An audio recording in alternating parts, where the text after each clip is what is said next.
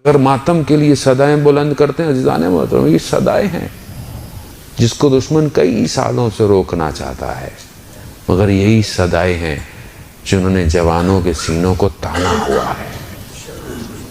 تو ہم قدر کریں عزیزان محترم ان ساری چیزوں کی، اور اپنے ویژن کو مضبوط بنائیں۔ جوان اپنے آپ کو گناہوں سے دور رکھے عزیزان محترم، غلطی ہو جائے استغفار کریں، بھاگے نہیں۔ یہ غلطی ہو گئی، وہ غلطی ہو گئی، عزیزان محترم وہ خدا ہے۔ مولا کائنات فرماتے ہیں کہ مجھے تعجب ہوتا ہے شخص پر کہ توبہ کا دروازہ کھلا ہوا ہے، مایوسی کا اظہار کر رہا ہے۔ مایوسی کیسی؟ بندگی کریں۔ خوب بندہ غلطی کرتا ہے، بندے سے کوتاہی ہوتی ہے، کوئی مسئلہ نہیں، واپس آئیں، پلٹیں، سجدہ کریں، دعائیں کریں، استغفار کریں۔ جوان استغفار کرے، جوان اپنے آپ کو بچائے۔ یہی جوانی ہے عزیزان محترم جو اسلام کو ضرورت ہے۔ بزرگ تو ماشاءاللہ اپنی زندگی گزار گئے، اپنی زندگی میں جو کام کر سکتے تھے انہوں نے کیا۔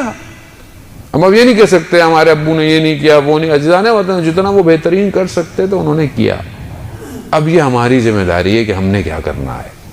اب آپ بول رہے ہیں مولانا صاحب بھی اپنے آپ کو جوان کہہ رہے ہیں، اس کا مطلب عزیزان محترم دل جوان ہونا چاہیے، انسان ظاہراً سے کیا فرق پڑتا ہے۔ اور جب تک دل میں جوانی ہے تب تک سب اچھا لگتا ہے۔ جس دن آپ نے یہ کنسیڈر کر لیا کہ میں بوڑھا ہو گیا ہوں، اسی دن موت متوقع ہو جاتی ہے۔ نہیں، میں آپ جوانوں سے بھی کہوں گا اپنے والدین کو ایکٹیویٹی میں انوالو کریں، ان کو گھروں میں نہ بیٹھنے دیں۔ نہیں آپ نے ریٹائرڈ ہو گئے ہیں یہ کریں، نہیں عزیزان محترم جو آدمی ساری زندگی چلتا پھرتا ہو، سوچتا ہو، کام کرتا ہو، آپ کا اسے ایک کمرے میں بٹھا دینا اس کو ویسے ہی مار دیتا ہے۔ یہ سوشل پرابلم ہے ہمارا، کسی نہ کسی کام میں ایکٹیویٹ کریں۔ کل یہی باپ تھا جس نے آپ کو انگلی پڑھ کر چلنا سکھایا تھا، آج آپ اس کو بتائیں نہیں، آج آپ اس کی بات مانیں۔ یہ بالکل ویسے ہی ہے جیسے آپ کا اپنا بچہ ہے۔ ذہن نوجوانی، بچپن میں اور بڑھاپے میں ایک جیسا ہو جاتا ہے۔ تب آپ اپنے بعض اوقات والدین بات مان رہے ہوتے ہیں، بزرگ ہیں، نہیں اپنی بات پہ ڈٹے رہتے ہیں، وہ بچہ بھی ویسے ہی ڈٹا ہوا رہتا ہے، آپ کچھ بھی کر لیں۔ باپ ہے آپ کا، خدمت کریں عزیزان محترم۔ باپ کی دعا روایات میں ہے، باپ کی دعا اپنی اولاد کے لیے آسمان کو چیرتی ہوئی جاتی ہے۔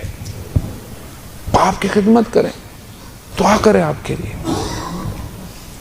جوان اپنی زندگیوں میں بندگی کی کوشش کرے۔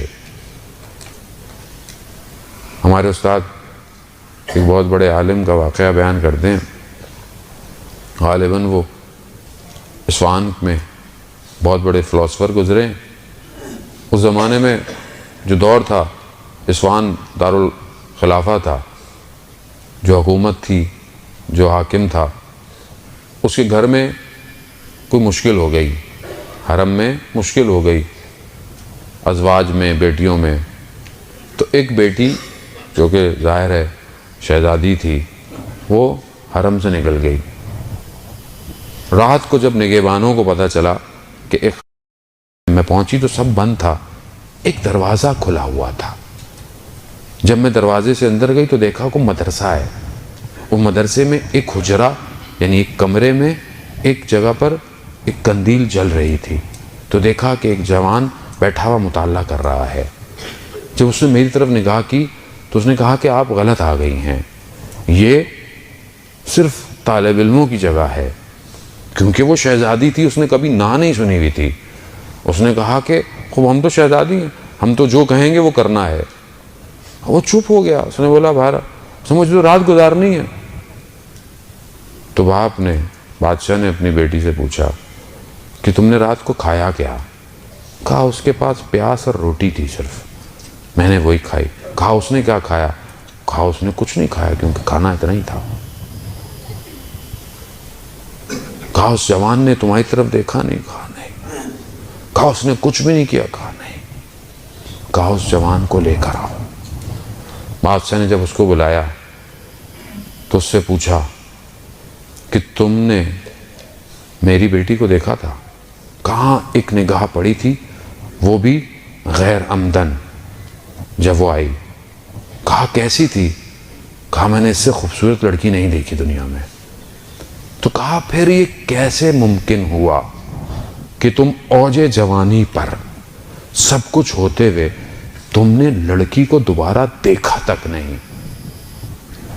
تو اس لڑکے کے ہاتھ اپنے اندر تھے، اس نے اپنے ہاتھوں کو باہر نکالا، اس کی ساری انگلیاں جلی ہوئی تھی۔ اس نے کہا کہ جب بھی میرے ذہن میں یہ وسوسہ آتا تھا تو میں خدا کی طرف متوجہ ہوتا تھا، کہتا تھا پروردگار تو ہی ہے جو میری عفت کو بچا سکتا ہے۔ میں اپنی انگلی کو اس جلتی ہوئی قندیل پر رکھ دیتا تھا کہ دنیا کی آگ سے زیادہ خطرناک قیامت کی آگ ہے۔ کہتا ہے ایک ایک کر کے میں نے اپنی ساری انگلیاں جلا دی اور پھر صبح ہو گئی۔ اللہ اکبر۔ بادشاہ نے کہا کہ کیا میری بیٹی سے شادی کرو؟ کہا میں تو ایک طالب علم، میرا تو کچھ پتہ ہی نہیں ہے۔ کہا جو تمہارے پاس ہے وہ ایک خاص عطا ہے جو کسی کے پاس نہیں۔ تو کہتے ہیں کہ وہ میر داماد تھا یا ان کے والد تھے جو ملا صدرہ کے بھی استاد تھے۔ عزیزان محترم، کتنا میں اپنی عفت کو بچا رہا ہوں۔ یہ آپ نے پہلی دفعہ سنا ہو، ہم نے اپنے استاد سے جملہ پہلی دفعہ سنا۔ ہم عفت پاک دامنی صرف عورتوں کو سمجھتے ہیں کہ اپنی عفت کو بچائے، اپنی نہیں۔ عزیزان محترم، جوان پاک اپنی عفت کو بچائے، ایک ایک نگاہ سے، ایک فلم، ایک تصویروں سے اپنی پاک دامنی کو تار تار مت کرے۔ یہی تو ہوگا کہ پھر آپ بولیں ہاں جس طرح حضرت عباس نے وفا کی اپنے مولا سے، میں بھی وفا کر سکتا ہوں اپنے مولا سے۔ پاک دامنی کریں، پاک ہوں۔ مشکل نہیں ہے کوئی کام، سخت ہے، انہیں سختیوں کو برداشت کرنا پڑے گا۔ ایسے تھوڑی وقت کے امام کی فوج میں نوکری مل جائے گی۔